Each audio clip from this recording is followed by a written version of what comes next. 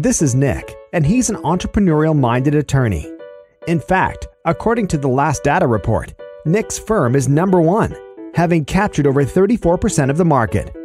After leaving the office early to beat the rush hour traffic, Nick gets home early, again, and decides to push his daughter on the swing and toss the ball with his son before dinner. His wife looks happy and content, and Nick can't remember the last time they've had a real argument over his work or the lack of money. After tucking the kids away and investing time with his wife, he reads the next chapter in the most recent book as a recommendation from his peer-to-peer implementation group.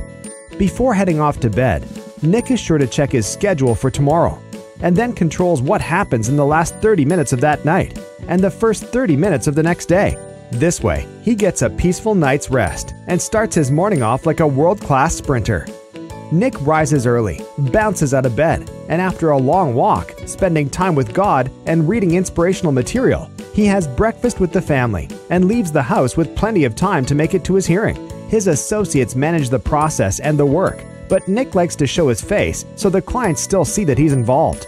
But if he's honest, while he loves seeing the relieved look on his client's face after the hearing, he feels sheepish about meeting his competitors, as many of them are complaining about how bad things are, while his firm's case numbers are up this month as compared to the same month last year.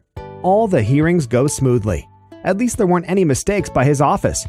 He says goodbye to his happy clients and even gets a photograph and video testimonial from 2 of them.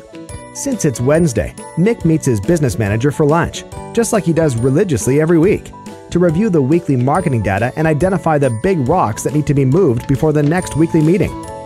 When Nick arrives at the office that afternoon, he finds new prospects in the waiting room, and one of them actually asks Nick to autograph his copy of the book Nick wrote. Nick takes the next hour to write thank you notes to clients, being sure to remind them that his firm appreciates referrals, and organizes the action items from the marketing meeting. Then, he dedicates an hour to answering emails.